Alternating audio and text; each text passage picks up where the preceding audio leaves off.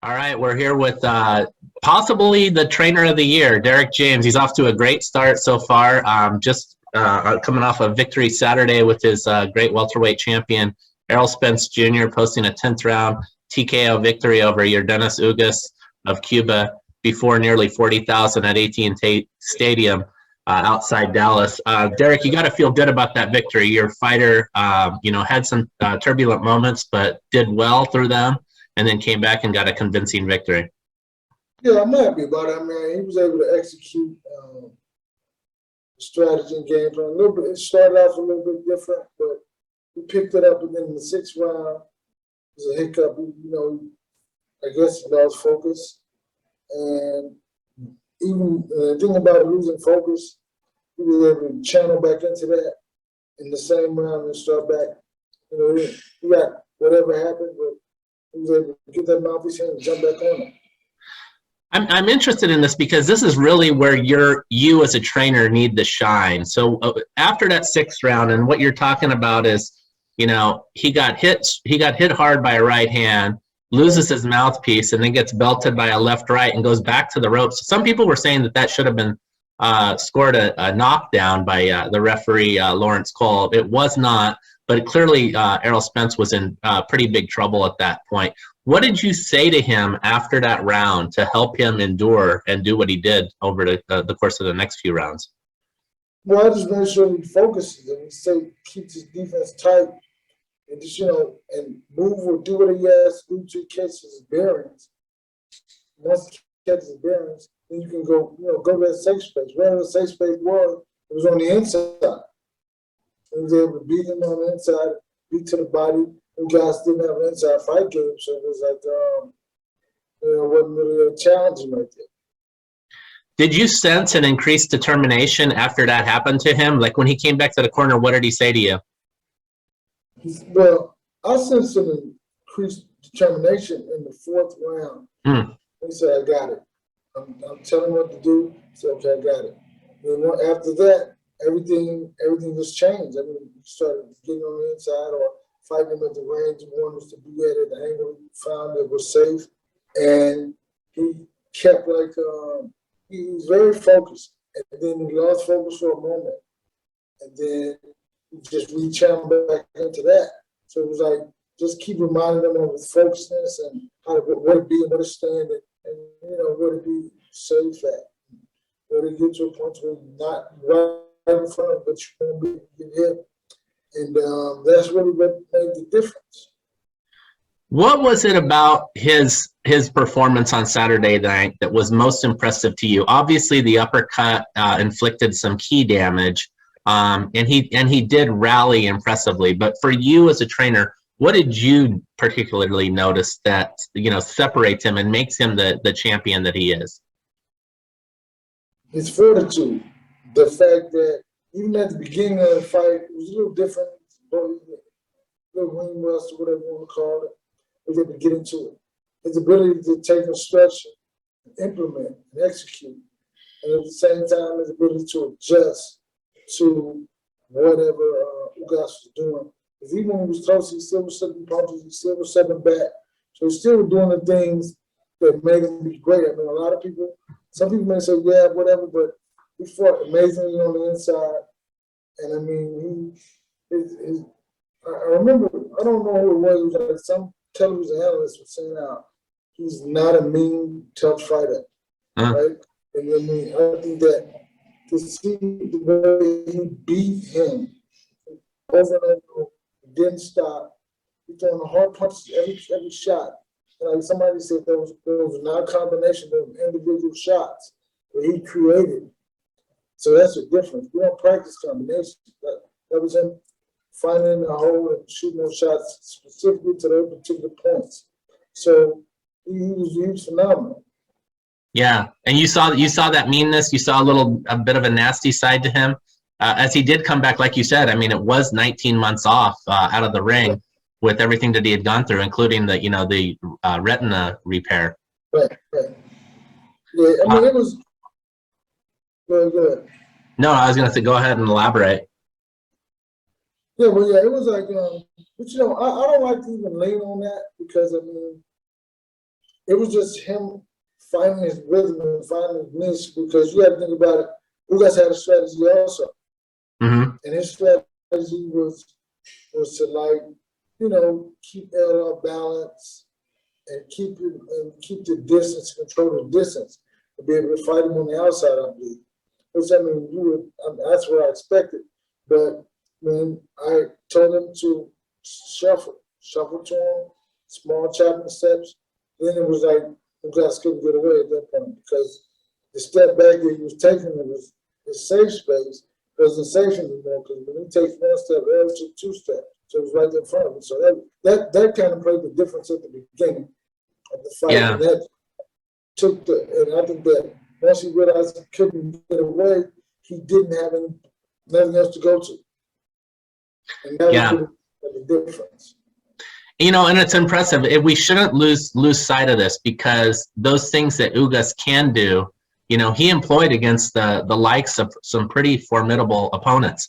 Sean Porter comes to mind. I mean, I had him winning that fight. Manny Pacquiao, you know, he gave Manny Pacquiao fits to win that fight.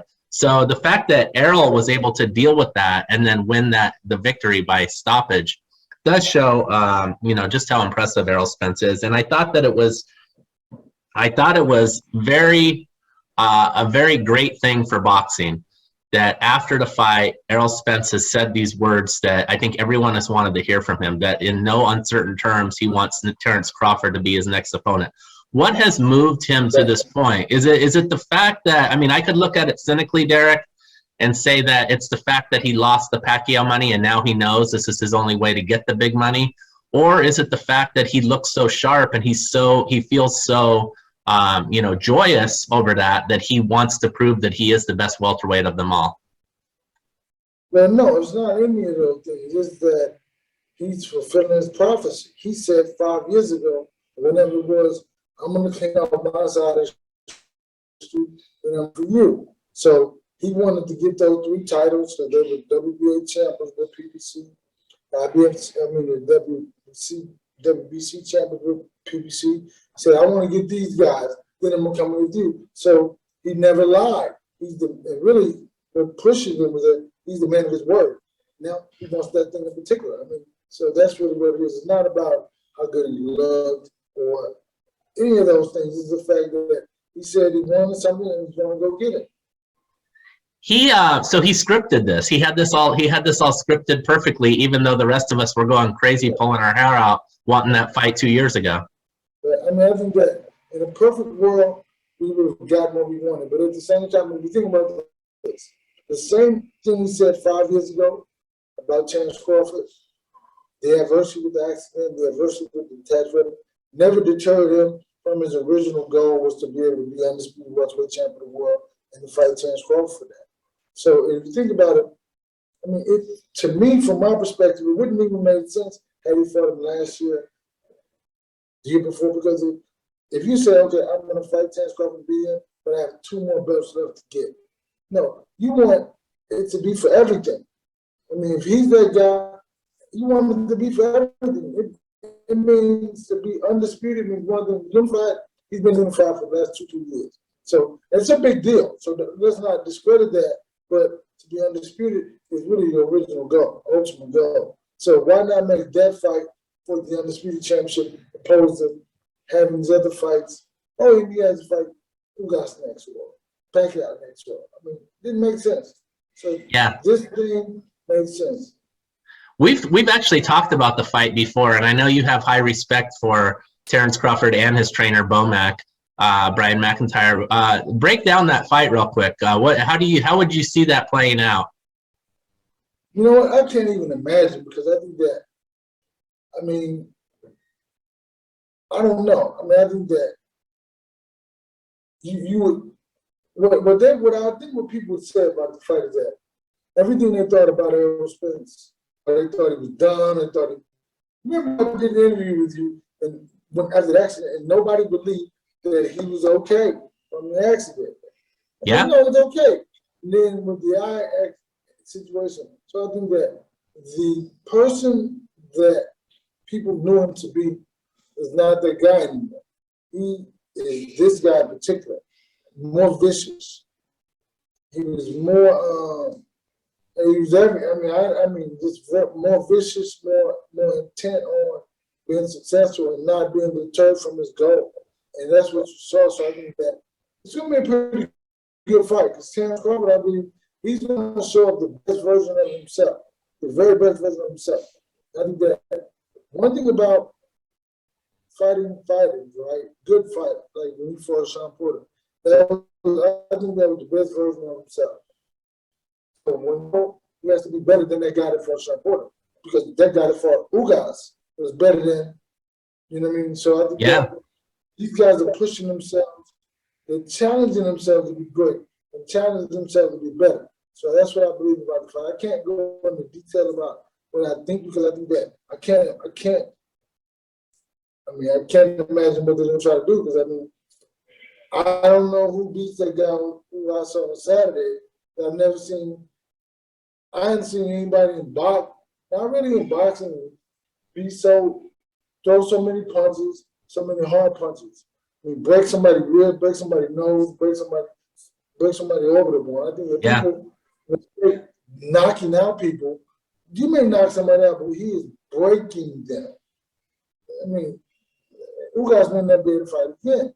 Yeah. I mean, unfortunately, I mean, I think that it's a difference. Absolutely. I mean, that fight, Crawford and Spence and Crawford cannot fail to disappoint, as we've always insisted for so long. You're not his manager, but are you convinced this will be Errol Spence's next fight? Are you convinced it will happen this calendar year, and that money will not get in the way of this? Well, hey, listen, money's all. Hey, people, nobody working for free. But what I'll say is that I think that, hey man, I think that it could happen. I mean, because I'm not network, so I'm not, Steven Espinosa or Al Heyman, so I don't know when or how, but it's going to happen. I think that because Errol said he wants to be undisputed, I think that's what it is. I mean, Yeah, I know. We got to turn quick here. Thank you so much for your time today, Derrick. I really appreciate it. You're getting ready now. You turn your attention to, another undisputed fight. Jermell Charlo rematch against Brian Castano, May 14th at Dignity Health Sports Park in Carson, California, on Showtime. Charlo was talking about, returning to the guy who was knocking everyone out. Can he do that against Castano from what you're seeing in training? And what's your thoughts on that fight? I think they can do that. I think that you can't go into a fight looking for a knockout. You have to go into a fight either making it happen or, really making it happen. But not really going into that further thing in particular because people always look horrible trying to knock somebody out, and they never really get the knockout because God knows that they're trying to get him. He's really he's not going to let it happen, especially somebody as experienced and talented as Castano. He's going to, I think we're going to look for the best version of Brian Castano. He's going to show up and he's going to be that guy that was in those first 7 rounds. And in the last 4, we lost the second round to Jermell Harden. The last 4 rounds, he was just trying to survive. So I think that, it'll be a good fight.